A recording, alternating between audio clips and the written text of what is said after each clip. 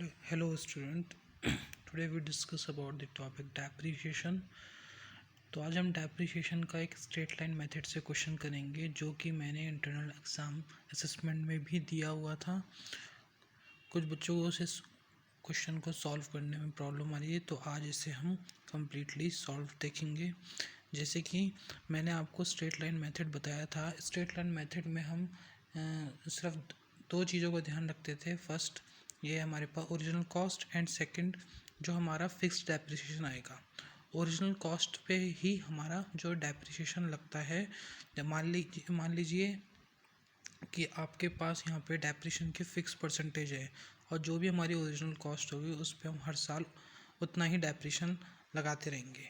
जैसे कि for example, अगर हमारे पास किसी मशीनरी की कॉस्ट होती है 5 लाख, तो 5 लाख का 10% हमारा 50,000 होता है। तो 5 लाख का 10% हमारा 50,000 है, तो 50,000 हम हर ईयर लगाते रहेंगे। तो वो हमारा स्ट्रेट लाइन मेथड होता है। बट तब होता है जब हमें डेप्रिसिएशन की परसेंटेज गिवन हो।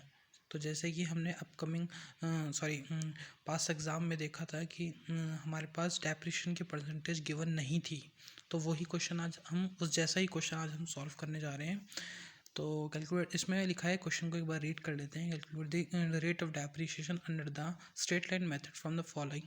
Purchase a second hand machine for 96,000 की एक सेकेंड हैंड मशीनरी हमने परचेज की थी, जिसकी वैल्यू थी 96,000, और स्पेंट 24,000 ऑन इट रिपेयर। तो उसने 24,000 रुपये जो है वो उसमें स्पेंट किए। स्पेंट मतलब मीन्स इंस्टॉल किए। तो जब 24,000 रुपये उसने इंस्टॉल किए हैं, तो हम उसमें देख सकते हैं कि ये जो मशीनरी की वैल्यू है वो ऑलरेडी इंक्रीज़ हो गई है।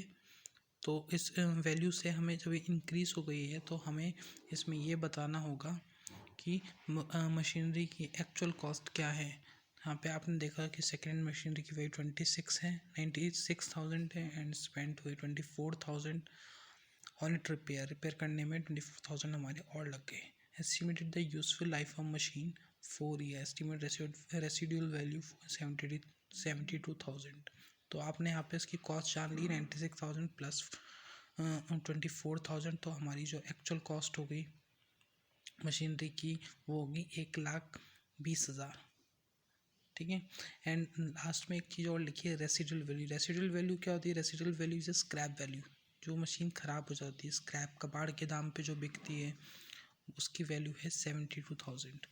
तो ये हमें इसलिए जानना ज़रूरी होता है कि अगर हमें परसेंटेज गिवन ना हो, यानी कि डेप्रिसिएशन की परसेंटेज हमें नहीं दी होती है, तो हम उसके लिए इस फॉर्मूले को अप्लाई करते हैं। Amount of depreciation is equal to cost of machine minus scrap value upon estimated life. जितना भी कॉस्ट ऑफ मशीन होगा वो minus scrap value upon estimated life.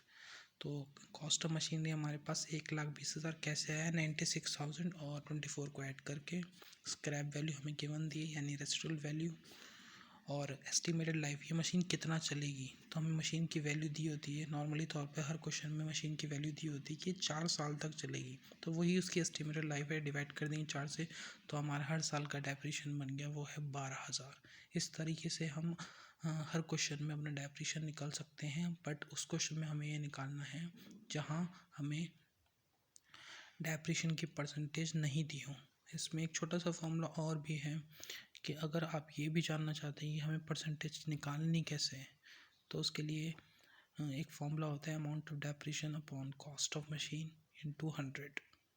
Amount of depreciation मतलब डेप्रिसिएशन का जितना भी अमाउंट हो अपॉन कॉस्ट ऑफ मशीन, जो मशीनरी की वैल्यू हो, इनटू 100। तो 10% हमारे पास मशीनरी आ जाती है। तो ये इस तरीके से क्वेश्चन, इसमें हमें डेप्रिसिएशन की वैल्यू जो है परसेंटेज गिवन नहीं होती है, हमें वो क्वेश्चन इस तरीके से करना होता है। इसकी जैसे मैं आपके लिए एक होमवर्क क्वेश्चन भी लेके आया हूँ, वो भी आपको करना है। देखिए वो कैसा है। क्वेश्चन मैं एक बार रीड कर देता हूँ, आप उस क्वेश्चन को ट्राई कर सकते हो। इस क्वेश्चन में लिखा है, 1 अप्रैल 2015 x limited purchase a machine cost ₹4 lakh and spent 50,000 on installation. तो मशीनरी एक थी जो हमने ख़रीदी थी 4 लाख रुपए की, उसमें 50,000 रुपये का इंस्टॉलेशन। जब उसे लगाया तो उसमें 50,000 रुपये और खर्च हो गए। इस मशीनरी की एस्टिमेटेड लाइफ है 10 साल, तो एस्टिमेटेड वैल्यू लाइफ होगी इसकी 10 ईयर। विच जो रेसिडुअल वैल्यू यानी इसकी जो स्क्रैप वैल्यू है 50,000 है। Find the amount of depreciation, तो हमें डेप्रिशिएशन का अमाउंट जानना है, यानी कि जैसे हमने इस क्वेश्चन में डेप्रिशिएशन निकाला था 12,000, ऐसे ही इस क्वेश्चन में हमें डेप्रिशिएशन का अमाउंट जानना है और साथ में एक मशीनरी अकाउंट भी प्रिपेयर करना है। जैसे कि हमने पहले ये SLM मेथड करा है, उसमें एक मशीनरी अकाउंट भी प्रिपेयर करके दिया है। तो उस मशीनरी या एसेट अकाउंट जो भी होता है, तो उसमें हम डेप्रिशिएशन एक साइड लिखते हैं, जो साइड हमारा क्लोजिंग ईयर होता है, और एक साइड हम बैलेंस ब्रॉट डाउन या जो भी आपकी एसेट की वैल्यू होती है उसको लिखते हैं। हर साल उसी डेप्रिशिएशन को मेंटेन करते हैं जो हमारा ओरिजिनल कॉस्ट पे लगा हो, यानी कि जैसे अगर इस क्वेश्चन में 12,000 डेप्रिशिएशन है तो हर साल 12,000 ही लगेगा, क्योंकि ये हमारा स्ट्रेट लाइन मेथड है। तो आई होप आपको समझ में आया कि स्ट्रेट लाइन मेथड में जो है हमें फिक्स्ड डेप्रिशिएशन ही मेंटेन करना है। Thank you.